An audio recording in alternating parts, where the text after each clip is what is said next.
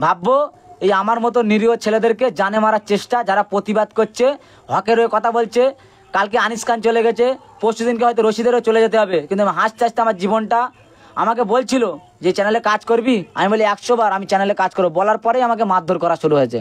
কিন্তু তার আগে আমার মারধর করেনি, এমনি চচ্চাপড় মেরেছে, তারপরে বাঁশ টাস নিয়ে মারধর করেছে। এসে দেখতে চাই সব বাঁশের আগা লেগে আমার গায়ে একাধিক জায়গা কেটে গিয়েছে, রক্ত জমাট হয়ে গেছে।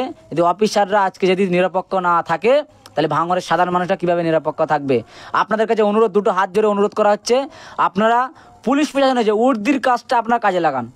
এই ছোট ছোট চুটকে চুটকে এইসব মাস্তানদেরকে আপনারা যদি না গ্রেপ্তার করতে পারেন, তাহলে আগামী দিন সাধারণ মানুষ কিন্তু এটা মেনে নিতে পারবে না। আপনাদের কাছে অনুরোধ, সাধারণ মানুষের কাছে অনুরোধ, আপনারা চারিদিক থেকে আন্দোলন তুলে ধরুন। কারণ আমার মতন আপনাদের ঘরের ছেলে আজকে আন্দোলন করছে, আজকে ন্যায়ের পক্ষে কথা বলছে বলেন, সোশ্যাল মিডিয়ায় ছাড়ছে বলে আজকে একে জানে মারার চেষ্টা। বারংবার আমাকে হুমকি আসে জানে মারার, আমি সেটা পরোয়া না করি। আজকে কিন্তু আমার ঘর থেকে, বাড়ি থেকে তুলে নিয়ে এসছে। তাহলে আপনারা বুঝতে পারছেন কি পরিস্থিতির মধ্যে আমি আছি। অবশ্যই আপনারা ফলো করুন এবং সাধারণ মানুষের সামনে এই ভিডিওটা ধীর গতিতে শেয়ার করুন।